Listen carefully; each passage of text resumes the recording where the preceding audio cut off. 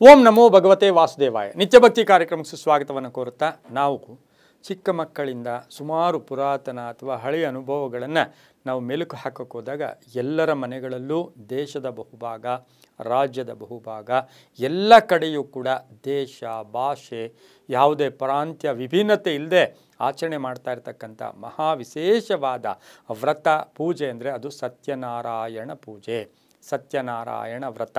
ಸಾಕಷ್ಟು ಈಗಿನ ಈ ಒಂದು ಪೀಳಿಗೆಯಲ್ಲಿ ಯಾರನ್ನಾದರೂ ಗಮನಿಸಿ, ಚಿಕ್ಕ ಮಕ್ಕಳಲ್ಲಿದ್ದಾಗ ಬಹಳಷ್ಟು ಶ್ರದ್ಧಾ ಭಕ್ತಿ, ನಮಗೆ ಒಂದು ಭಾವನೆಗಳು, ಮನಸ್ಸಿನ ಅನುಭೂತಿ ಉಂಟಾಗ್ತಾ ಇದ್ದಿದ್ದು ಈ ಸತ್ಯನಾರಾಯಣ ವ್ರತ. ಆಗ ಬಡತನ ಇರ್ಬೋದು, ಕಷ್ಟಗಳಿರ್ಬೋದು, ಅಥವಾ ಎಲ್ಲೋ ಒಂದು ಕಡೆ ಸಾಮೂಹಿಕವಾಗಿ ಮಾಡ್ತಾ ಇದ್ದಿದ್ದು, ಅಥವಾ ಸ್ಥಿತಿವಂತರು ಮಾಡ್ತಾ ಇದ್ದಿದ್ದಂಥ ವ್ರತ, ಅಥವಾ ದೇವಸ್ಥಾನಗಳಲ್ಲಿ ಮಾಡಿದಂತಹ ಆ ವ್ರತದಲ್ಲಿ ಕುಳಿತುಕೋಬೇಕು, ಅಲ್ಲಿನ ಪ್ರಸಾದವನ್ನು ಸವಿಬೇಕು, ಆ ಪೂಜೆಯನ್ನು ಆಹ್ಲಾದಿಸಬೇಕು ಅಂತಕ್ಕಂಥ ಪ್ರತಿಯೊಬ್ಬರ ಮನಸ್ಸು ಕೂಡ ಚಡಪಡಿಸ್ತಾ ಇತ್ತು. ಇವತ್ತಿನ ದಿನ, ಇಂದಿನ ದಿನ ಸತ್ಯನಾರಾಯಣ ಪೂಜೆ, ಸತ್ಯನಾರಾಯಣ ವ್ರತವನ್ನು ನಾವೆಲ್ಲರೂ ಮಾಡಲೇಬೇಕಾ, ವರ್ಷ ಮಾಡಬೇಕಾ, ಪ್ರತಿಯೊಬ್ಬರೂ ಮಾಡಬೇಕಾ, ಮಾಡಿದ್ರೆ ಏನು ಫಲ, ಎಲ್ಲವನ್ನು ತಿಳ್ಕೊಳ್ಳೋಕ್ಕೆ ಇವತ್ತಿನ ದಿನ ಸತ್ಯನಾರಾಯಣ ಅಂದರೆ ವಿಷ್ಣುವಿನ ಮತ್ತೊಂದು ಹೆಸರೇ ಸತ್ಯನಾರಾಯಣ. ವಿಷ್ಣುವಿನ ಮತ್ತೊಂದು ಹೆಸರು ಅಂದರೆ ವಿಷ್ಣುವಿನ ಪೂರಕ ಹೆಸರೇ ಸತ್ಯನಾರಾಯಣ. ಸತ್ಯ, ನಿಷ್ಠೆ, ಧರ್ಮ. ನಮಗೆ ಅಧರ್ಮ ನಮ್ಮನ್ನು ಎಲ್ಲೋ ಒಂದು ಕಡೆ ಆಳಕ್ಕೆ ಬಂದು, ಅಥವಾ ನಾವು ಕಷ್ಟಗಳಿಗೆ ಸಿಲುಕಿ ಹಾಕ್ಕೊಂಡಾಗ, ನಮ್ಮಲ್ಲಿ ನ್ಯಾಯ ಇದ್ದಾಗ, ನಮ್ಮಲ್ಲಿ ಧರ್ಮ ಇದ್ದಾಗ, ನಾವು ಎಲ್ಲೋ ಒಂದು ಕಡೆ ಬೇರೆಯವರ ಒಂದು ಕಷ್ಟಗಳ ಅಥವಾ ಬೇರೆಯವರ ಕ್ರೌರತ್ಯಕ್ಕೆ ಒಳಗಾದಾಗ ಈ ವ್ರತವನ್ನು ಮಾಡಿದರೆ ಸತ್ಯಕ್ಕೆ ಜಯ ಸಿಕ್ಕೇ ಸಿಗತ್ತೆ. ಆದರೆ ಯಾವುದೇ ಜನಾಂಗ, ಧರ್ಮ, ಹಾಗೆಯೇ ಧರ್ಮ ಭೇದವಿಲ್ಲದೆ ಎಲ್ಲರೂ ಆಚರಿಸ್ಕೊಳ್ತಕ್ಕಂಥ ವ್ರತ ಅಂದರೆ ಅದು ಸತ್ಯನಾರಾಯಣ ವ್ರತ. ಸ್ಥಿತಿಕಾರಕನಾಗಿರ್ತಕ್ಕಂಥ ವಿಷ್ಣುವಿನ ಆರಾಧನೆ ಮಾಡ್ಕೊಳ್ತಕ್ಕಂಥ ವ್ರತವೇ ಈ ಸತ್ಯನಾರಾಯಣ. ವಿಷ್ಣುವಿನ ಅನುಗ್ರಹ ಪಡೆಯಲು ಮನೆಯಲ್ಲಿ ಸಮೃದ್ಧಿ, ಸಂತೋಷ, ಶಾಂತಿ, ನೆಮ್ಮದಿ, ಹಾಗೆ ನಮಗೆ ಸಿಗಬೇಕಾಗಿರೋ ಹಕ್ಕು ನಮಗೆ ಸಿಗೋದಕ್ಕೆ ಪ್ರಯತ್ನ ಪಡ್ತಕ್ಕಂಥದ್ದು ಸತ್ಯನಿಷ್ಠ ಧರ್ಮಕ್ಕಾಗಿ ಮಾಡ್ತಕ್ಕಂಥದ್ದೇ ಸತ್ಯನಾರಾಯಣ. ಈ ವ್ರತವನ್ನು ಮನೆಯಲ್ಲಿ ಮಾಡ್ಬೋದು, ದೇವಸ್ಥಾನದಲ್ಲಿ ಮಾಡ್ಬೋದು, ಸಮುದಾಯ ಭವನದಲ್ಲಿ ಮಾಡ್ಬೋದು, ಅನಾಥಾಲಯದಲ್ಲಿ ಮಾಡ್ಬೋದು, ವೃದ್ಧರು ಎಲ್ಲೋ ಒಂದು ಕಡೆ ವೃದ್ಧಾಶ್ರಮ ಇದೆ ಅಲ್ಲಿ ಮಾಡ್ಬೋದು. ಯಾಕೆಂತ ಹೇಳಿದ್ರೆ ಇದು ಸಾಮೂಹಿಕವಾಗಿ ಎಲ್ರಿಗೂ ಒಳ್ಳೆಯದಾಗೋಕ್ಕೆ ಈ ವ್ರತವನ್ನು ಕೂಡ ಆಚರಣೆ ಮಾಡ್ತಕ್ಕಂಥದ್ದು ಕೂಡ ಆಗಿರುತ್ತೆ. ಇನ್ನು ಪರ್ವ ದಿನಗಳಲ್ಲಿ ಹುಣ್ಣಿಮೆಯಂತಹ ಪರ್ವ ದಿನಗಳಲ್ಲೂ ಕೂಡ ಈ ವ್ರತವನ್ನು ಆಚರಣೆ ಮಾಡ್ಬೋದು. ಇಲ್ಲಿ ಬಹುವಿಶೇಷವಾಗಿ ವ್ರತದ ಹಿಂದಿನ ದಿನ, ನಾಳೆ ವ್ರತ ಅಂದಾಗ ಹಿಂದಿನ ದಿನ ಮನೆಯನ್ನು ಶುದ್ಧಿ ಮಾಡಿ, ಮನಸ್ಸನ್ನು ಶುದ್ಧಿ ಮಾಡಿಕೊಂಡು, ಸ್ವಲ್ಪ ಉಪವಾಸವಿದ್ದು ಶ್ರದ್ಧಾಭಕ್ತಿಗಳಿಂದ ಅಲ್ಲಿರ್ತಕ್ಕಂಥ ವಾತಾವರಣವನ್ನು ಶುದ್ಧಿ ಮಾಡಿ, ಮಾವಿನ ತೋರಣಗಳ ಮುಖಾಂತರ, ಹಾಗೆ ಬಾಳೆಯ ಒಂದು ದಿಂಡುಗಳು, ಬಾಳೆಯ ಇವನ್ನ ಕಟ್ಟೋದು ಮುಖಾಂತರ, ಫೋಟೋ, ಸತ್ಯನಾರಾಯಣ ಸ್ವಾಮಿ ಫೋಟೋ ಇರ್ಬೋದು, ವಿಗ್ರಹ ಇರ್ಬೋದು, ಈ ರೀತಿ ಇಟ್ಟುಕೊಂಡು ಪೂಜೆ ಮಾಡ್ತಕ್ಕಂಥದ್ದೇ ಈ ಸತ್ಯನಾರಾಯಣ ಸ್ವಾಮಿಯ ಒಂದು ವ್ರತ ಆಗಿರುತ್ತೆ.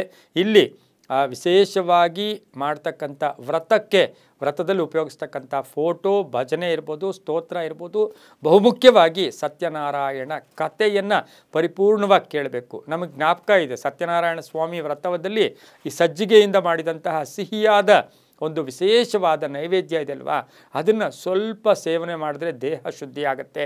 ನಮಗೆ ಮಾಟ, ಮಂತ್ರ, ತಂತ್ರ, ಗ್ರಹಕಾಟ ಎಲ್ಲವೂ ತೊಲಗಿ ನಮ್ಮ ದೇಹ ಶುದ್ಧಿ ಆಗೋ ಜೊತೆಗೆ ನಮಗೆ ಆ ಪರಿಪೂರ್ಣ ಅನುಗ್ರಹ ಸಹ ಸತ್ಯನಾರಾಯಣ ಸ್ವಾಮಿಗಳಿಂದ ಸಿಗ್ತಕ್ಕಂಥದ್ದು. ಹಾಗೆ ಇಲ್ಲಿ ವ್ರತವನ್ನು ಮಾಡ್ತಕ್ಕಂಥದ್ದು, ಕಥೆಯನ್ನು ಓದ್ತಕ್ಕಂಥದ್ದು, ಹಿಂದಿನ ದಿನ, ಮುಂದಿನ ದಿನ, ನೆಕ್ಸ್ಟ್ ದಿನ ಕೂಡ ಆ ಸತ್ಯನಾರಾಯಣ ಸ್ವಾಮಿಯ ಲಹರಿಗಳು ಕೂಡ ಆ ಮನೆಯಲ್ಲಿರುತ್ತೆ. ಹಾಗಾಗಿ ಶ್ರದ್ಧಾಭಕ್ತಿ ವ್ರತ ಮುಗಿದ ತಕ್ಷಣ ಎಲ್ಲವನ್ನು ಖಾಲಿ ಮಾಡೋದಲ್ಲ, ಇನ್ನು ವರ್ಷಕ್ಕೊಮ್ಮೆ ಮಾಡ್ಕೊಳ್ಳೋದು ತುಂಬಾ ಒಳ್ಳೆಯದು. ನಮಗೆಲ್ಲೋ ಒಂದು ಕಡೆ ಅಶೌಚ ಇದೆ, ಮರಣ ಆಗಿದೆ, ಅಥವಾ ಯಾರೋ ಮನೆಯಲ್ಲಿ ತೀರ್ಕೊಂಡವ್ರೆ, ಆಮೇಲೆ ಮಾಡೋದೇ ವ್ರತ. ಆ ಸಮಯದಲ್ಲಿ ಮಾಡಿದಾಗ ಇನ್ನೂ ಒಳ್ಳೆಯದಾಗುತ್ತೆ, ಅವರ ಆತ್ಮಕ್ಕೂ ಕೂಡ ಶಾಂತಿ ಸಿಗುತ್ತೆ. ವರ್ಷ ಮಾಡ್ಕೊಳ್ಳೋದ್ರಲ್ಲಿ ಸಾಕಷ್ಟು ಶುಭ ಕೂಡ ಆಗ್ತಕ್ಕಂಥದ್ದು ಕೂಡ ಆಗಿರುತ್ತೆ. ಇನ್ನು ಸ್ಕಾಂದ ಪುರಾಣದಲ್ಲಿ ಇದರ ಉಲ್ಲೇಖ ಇದೆ. ಸತ್ಯನಾರಾಯಣ ಸ್ವಾಮಿಗಳ ವ್ರತ ಸ್ಕಾಂದ ಪುರಾಣದಲ್ಲಿದೆ. ಯಾಕೆಂದರೆ ಎಷ್ಟೋ ದಿನ ನಮಗೇನಾಗಿದೆ, 48 ದಿನ, 21 ದಿನ, ಅಷ್ಟು ದಿನ, ಇಷ್ಟು ದಿನ ವ್ರತವನ್ನು ಮಾಡಬೇಕು, ಮಡಿ ಉಟ್ಕೋಬೇಕು ಅಂದಾಗ ನಮ್ಮ ಜೀವನಗಳು ಎಲ್ಲೋ ಬರ್ಬರ ಆಗಿರುತ್ತೆ, ಕಷ್ಟಗಳಿರುತ್ತೆ, ಸಾಲಗಳಿರುತ್ತೆ, ಮತ್ತು ದಿನ ನಾವು ವೃತ್ತಿಯಲ್ಲಿ ಚಿಂತೆಗಳಿರುತ್ತೆ. ಇವೆಲ್ಲವನ್ನು ಬಿಟ್ಟು ಒಂದು ಒಳ್ಳೆಯ ಶುಭ ಮುಹೂರ್ತದಲ್ಲಿ ಕುಟುಂಬದವರೆಲ್ಲ ಸೇರಿ ಆಚರಣೆ ಮಾಡ್ಕೊಳ್ತಕ್ಕಂಥ ವಿಶೇಷವಾದ ಮಹತ್ತರವಾದ ಒಂದು ವಿಶೇಷವಾದ ಹಬ್ಬ ಅಥವಾ ವ್ರತ ಅಂತ ಹೇಳಿದರೆ ಅದು ಸತ್ಯನಾರಾಯಣ ಸ್ವಾಮಿಯ ವ್ರತ. ಯಾರು ಈ ವ್ರತವನ್ನು ಮಾಡಿ ಇಲ್ಲಿಯ ತನಕ ಯಾರಿಗೂ ಯಾವುದೇ ಕಂಟಕಗಳು ತೊಂದರೆಗಳಾಗಿಲ್ಲ. ಬಹಳಷ್ಟು ಶುಭ ಆಗಿರ್ತಕ್ಕಂಥದ್ದು. ಗೃಹ ಪ್ರವೇಶ ಕಾಲದಲ್ಲಾಗ್ಬೋದು, ಮರಣ ಸಂಭವಿಸಿದ ಕಾಲದಲ್ಲಾಗ್ಬೋದು, ಮಕ್ಕಳ ವಿಚಾರದಲ್ಲಾಗ್ಬೋದು, ಅದೃಷ್ಟದ ವಿಚಾರದಲ್ಲಾಗ್ಬೋದು, ಕಂಟಕಗಳ ವಿಚಾರದಲ್ಲಾಗ್ಬೋದು. ಯಾವುದೋ ಕಂಟಕ, ಅಪಕೀರ್ತಿ, ಅಪವಾದ, ಈಗ ಜೈಲು ಹೋಗಬೇಕಾಗತ್ತೆ, ಪೊಲೀಸ್ ಸ್ಟೇಷನ್ಗೆ ಹೋಗಬೇಕು, ಇನ್ನೊಂದು ಹೋಗಬೇಕು, ಮತ್ತೊಂದು ಹೋಗಬೇಕು, ಕಂಟಕಗಳು ಆಕಸ್ಮಿಕವಾಗಿ ನಮಗೆ ಯಾವ ಸಮಯಕ್ಕೆ ಆಗುತ್ತೋ ಗೊತ್ತಿಲ್ಲ. ಅಂಥದ್ದರಲ್ಲಿ ನಾವು ನ್ಯಾಯದಿಂದ ಇದ್ದಾಗ ಈ ವ್ರತವನ್ನು ಮಾಡೋದ್ರಿಂದ ತುಂಬ ಒಳ್ಳೆಯದಾಗತ್ತೆ. ಪುರೋಹಿತರಿಗೆ ಸಂತೃಪ್ತಿಯನ್ನು ಪಡಿಸ್ಕೊಳ್ಳೋದು ಕೂಡ ಈ ವ್ರತದ ಮತ್ತೊಂದು ಭಾಗ. ದಕ್ಷಿಣೆಯನ್ನು, ವಸ್ತ್ರವನ್ನು ಕೊಡ್ತಕ್ಕಂಥದ್ದು, ಹಾಗೆ ಸಜ್ಜಿಗೆಯಿಂದ ಮಾಡಿದಂಥ ಪದಾರ್ಥವನ್ನು ನೈವೇದ್ಯವಾಗಿ ನಾವು ಎಷ್ಟು ಕೊಡ್ತೀವೋ ಅಷ್ಟು ನಮಗೂ ಒಳ್ಳೆಯದಾಗತ್ತೆ, ಅವ್ರಿಗೂ ಒಳ್ಳೆಯದಾಗತ್ತೆ.